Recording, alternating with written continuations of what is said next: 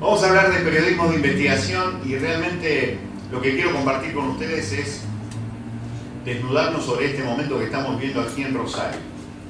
Quienes hemos nacido, crecido en Rosario y hemos decidido que nuestras hijas nazcan y crezcan en Rosario, nos está haciendo ruido el presente aquí a nosotros.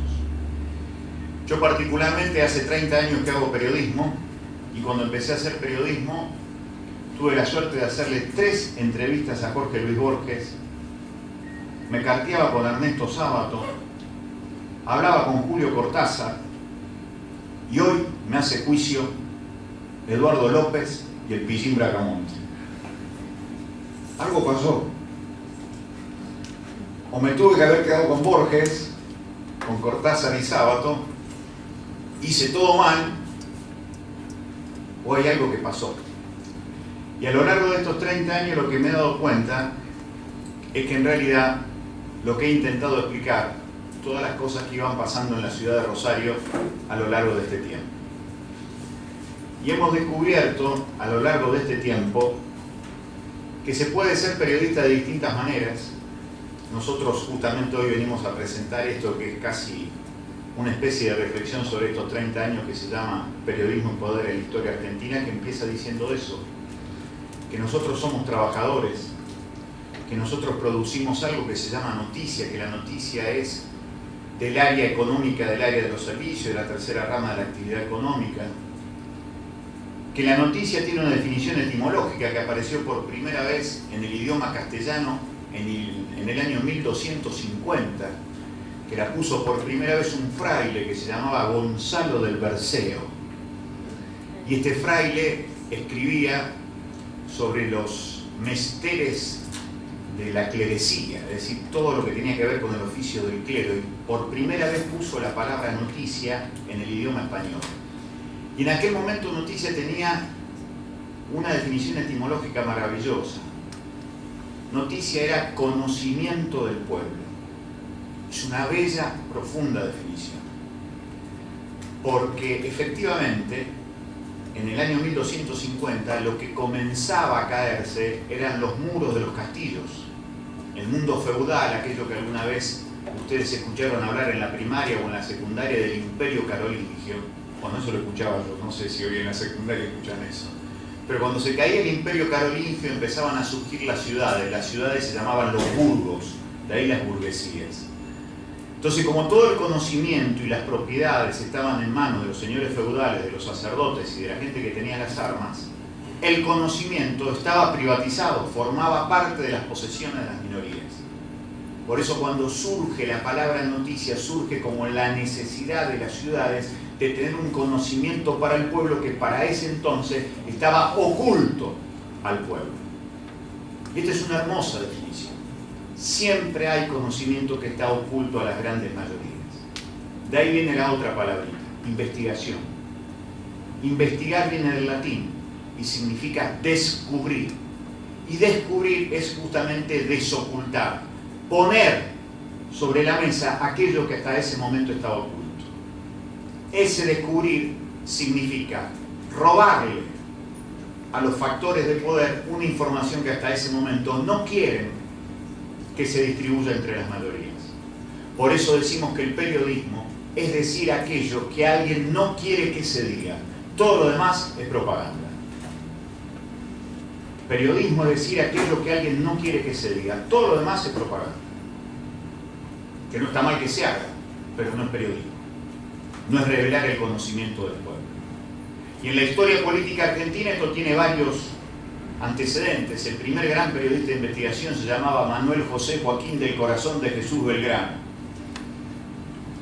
Es el tipo que en el Correo de Comercio y especialmente en el primer periódico creado por un español, y el primer periodista porque le pagaban por ser periodista, por eso primer periodista, por eso primer trabajador de prensa, se llamaba Cabello y Mesa el español, y el periódico tenía un nombre ideal para vocearlo acá en la esquina de San Martín y San Juan: Telégrafo Mercantil, Historiográfico, Rural y Político del Río de la Plata. Apareció por primera vez el 4 de abril de 1802. Buenos Aires era una ciudad de 40.000 habitantes, sabía leer y escribir solamente el 10%, así que imagínense que era para minorías. Pero Belgrano escribe allí una nota maravillosa. El mal de la tierra se llamaba. Y entonces empezaba. Otro de los males imponderables de la tierra son los usureros que le chupan la sangre al agricultor. Estos son los principales 30 usureros de Buenos Aires. 2 puntos, nombre, apellido y dirección. Un fenómeno. Periodismo de investigación absolutamente contemporáneo. Economía de palabras, economía de adjetivos, precisión, rigurosidad, nombre, apellido, no ocultaba nada. Allí empieza la línea del periodismo de investigación en la historia política argentina. Después vamos a tener a un periodista de opinión, a un propagandista, el primer gran propagandista revolucionario que tuvo la Argentina, Mariano Moreno, que va a decir en la Gaceta que el periodismo debe descubrir los misterios inventados por el poder para tapar sus crímenes. Maravillosa definición, porque allí está la esencia de la palabra investigación. ¿Se acuerdan que les dije? Descubrir, y decía Mariano, los misterios inventados por el poder para tapar sus crímenes. Maravillosa definición. Eso hoy sigue siendo la variante que tenemos nosotros para tratar de responder a las 5 preguntas constitutivas de la noticia, que siguen existiendo, más allá que hayan evolucionado los medios y demás cuestiones. Hay que responder siempre a las 5 preguntas: el qué, el quién, el cómo, el cuándo, dónde y el por qué. Si falta alguna de las respuestas a estas preguntas es porque hay algo que está oculto. Y si hay algo que está oculto, hay que tirar la puerta que está cerrada para meternos a ver qué es lo que están ocultando. Eso es lo que hacemos nosotros. Y tratamos de buscar el porqué de las cosas. ¿Por qué hoy en Rosario hay 236 muertos? Y parece no calentarles a nadie. 236 muertos. En la ciudad en donde nosotros crecimos, nos enamoramos, en donde creíamos que el futuro estaba allí, 236 muertos, pero como son hijas e hijos del pueblo pobre, negritos, no les interesa a nadie. Son 10 explosiones de Salta 2141, 10 explosiones.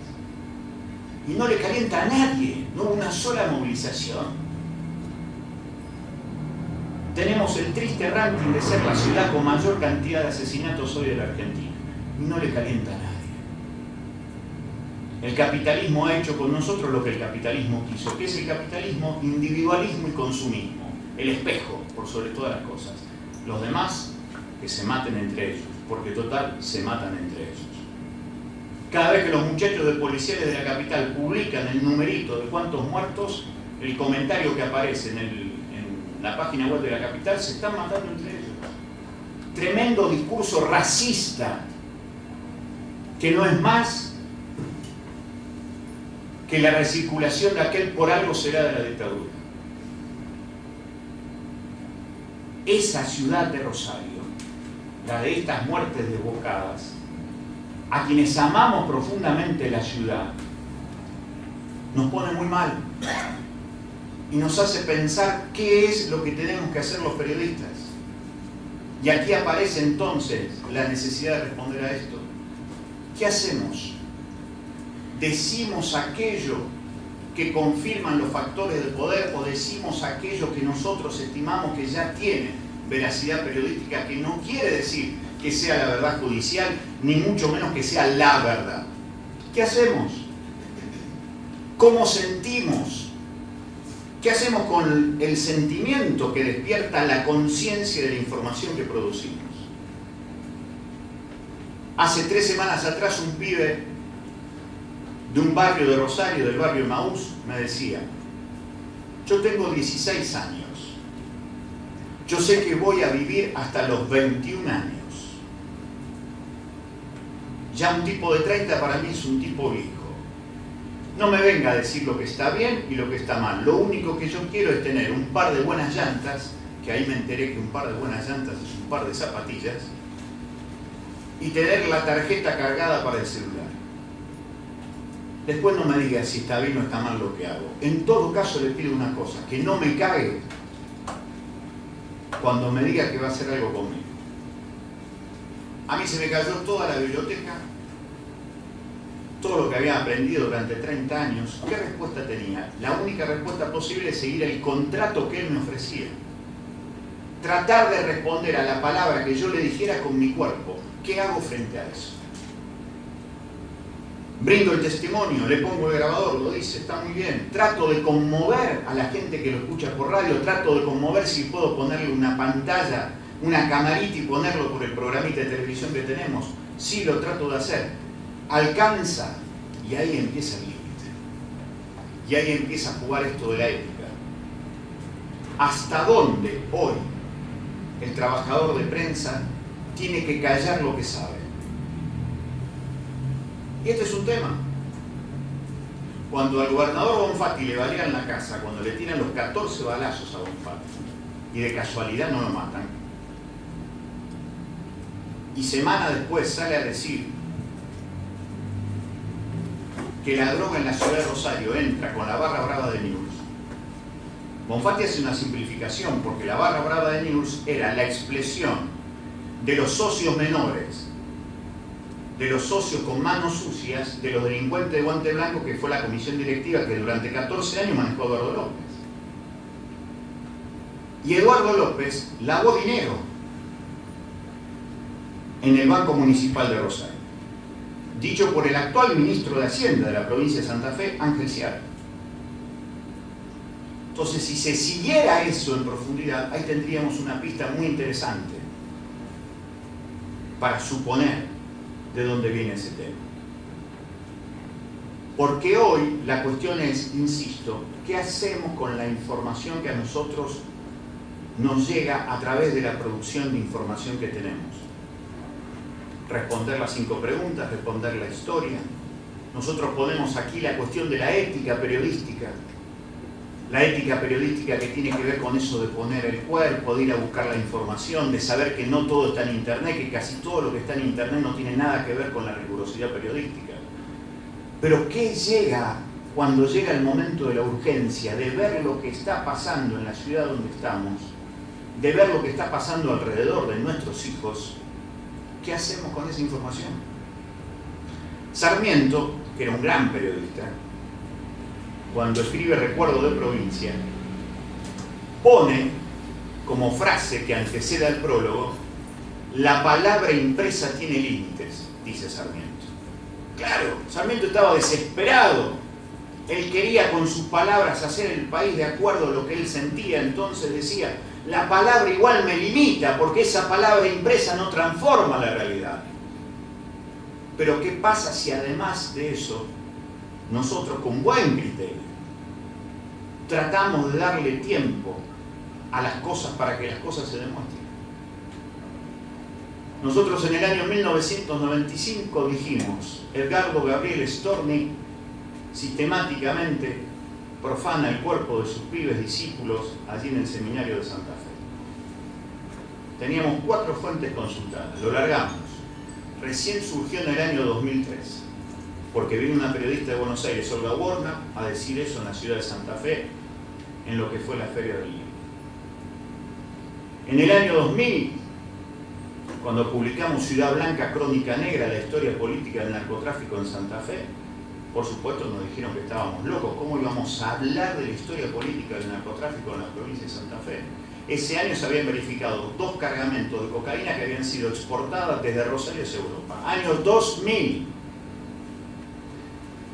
13 años atrás. Cuando este año nosotros accedimos a documentación de la Secretaría de Lucha contra la Drogadicción y el Narcotráfico, a una jueza federal, que nos acercaron documentación de los 4 grupos que manejaban la droga en Rosario, y decíamos, en la Comisión de Seguridad de la Cámara de Diputados, estuvo Germán, en esa conferencia de prensa, allí tuvimos una sensación terrible. Porque todos los periodistas nos rodearon. Por primera vez decíamos en público lo que no se había dicho por televisión, que se había dicho en forma dispersa por los medios. Pero que los 4 grupos eran los Canteros en el sur, Luis Medina en el oeste, los Pillines en el norte de la ciudad de Rosario y Alvarado en el centro. Eso estaba en el conocimiento de mucha gente, pero no se había dicho nunca televisivamente. Estaban todos los canales rodeándote. Y ahí me di cuenta de algo físico. Estaba solo. Solo. Del otro lado estaban los diputados, del otro lado los periodistas, y uno de los periodistas, que había sido alumno, me pregunta si tenía miedo. Y ahí tomé conciencia que efectivamente tenía un miedo atroz por mis hijas. Después vino todo lo demás. Nos ningunearon, nos dijeron un montón de cosas. Y después cuando viene el atentado con Bonfatti, contra Bonfatti, uno lee que el autor intelectual al cual están llegando distintas hipótesis, por un montón de cosas termina escribiéndose LM, Luis Medina. Lo que habíamos dicho en aquel febrero, y no por tener razón, sino simplemente es la pregunta que me hago. ¿Se pueden decir las cosas siempre y cuando dependan de los tiempos, de los factores de poder que legalicen la información que tenemos? ¿O tenemos que decir las cosas cuando a nosotros nos constan y tenemos nosotros la plena seguridad interna que tiene que ser así? Frente a un periodo tan difícil y tan tremendo. Cuando construimos información sobre la dictadura eran datos dispersos. Íbamos a buscar a los represores que estaban metidos en la policía. Los FIO nos recibía en el subsuelo de jefatura. Él manejaba el principal torturador de Rosario. Él manejaba los operativos de los clásicos Central News. Estaba en plenas funciones. No había ni siquiera causa. Estaba nombrado simplemente. Y lo salíamos a decir. ¿Por qué? Porque sentíamos que teníamos ciertas cuestiones absolutamente veraces para decirlo, que creíamos en eso. Y le metimos para adelante. ¿Había riesgo? Claro que había riesgo. Claro que había riesgo. Pero después está lo otro, el lugar social en donde uno está. Nosotros lo ponemos en este cuadernito. Hay una película que es muy linda, si son estudiantes de periodismo no dejen de verla, que se llama El Informante. Ahí en El Informante, Al Pacino llega en un momento a preguntarse si él es importante por lo que él hace o por el lugar de donde está. Entonces dice en un momento determinado, el tipo dice, le dice a la mujer, yo soy importante porque soy Miguel Bonazo, que trabaja en CNN, o soy importante porque digo que trabajo en CNN. Es impresionante. Es una encrucijada humana, personal. Por eso es tan importante definir estas cuestiones, porque claro, una cosa es estar en un lugar realmente importante y hacer buenos laburos allí, y tener el tiempo que te da esa estabilidad. Y otra cosa es cuando no tenés ninguna estabilidad y estás en la intemperie y no sabes cómo carajo llegar porque nunca hay una cámara de un canal masivo que te va a mostrar diciendo lo que tenés que decir. ¿Cómo haces? ¿Qué haces con eso? Entonces cuando ustedes se preguntan esta cuestión de cómo revelar la fuente, a la fuente hay que revelarla cuando la fuente te traiciona. El único compromiso ético con la fuente es cuando la fuente forma parte del pueblo. Al tipo que forma parte de tu universo, porque nosotros formamos parte del universo del pueblo, de lo popular, ese jamás hay que traicionar. Pero al otro, al funcionario que se borra, al dirigente político que se borra, al que no pone la cara, estás esperando el momento determinado para decirlo, para denunciarlo.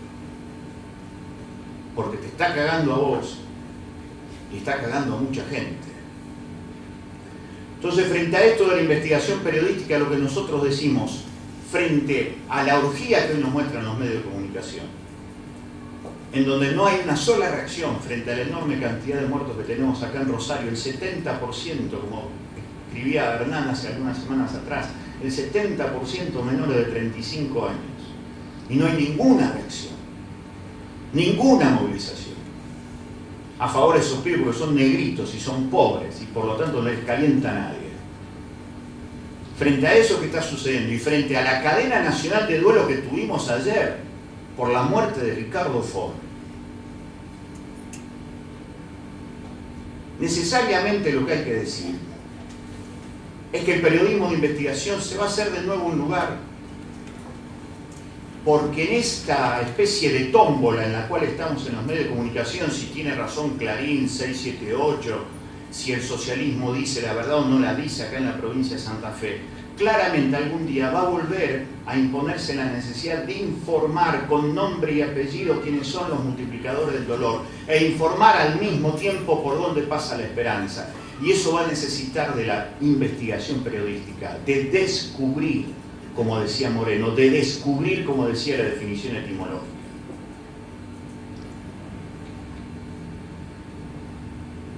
El periodismo es un trabajo y es el mejor trabajo del mundo, muchachos.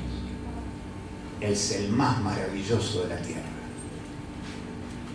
Es el que te permite emocionarte con la denuncia que viene alguien y que te hace esa denuncia sabiendo que corre riesgo de perder el laburo.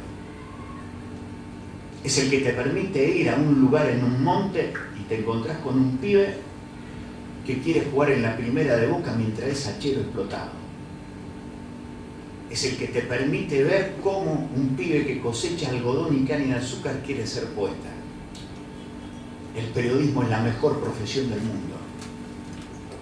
Es seguir asombrándonos de que el ser humano tiene valores y que por eso es necesario muchas veces arriesgarse, aún a sabiendas que podés quedar mal parado, porque al otro día vas a volver a estar para escuchar, porque el secreto de este humanismo con forma de profesión que es el periodismo está en eso: escuchar bien para contar bien lo que le pasa al pueblo. La investigación es descubrir aquello que está oculto. Es imprescindible hacerlo. Y esa es una función social y política. Muchísimas gracias y disculpen.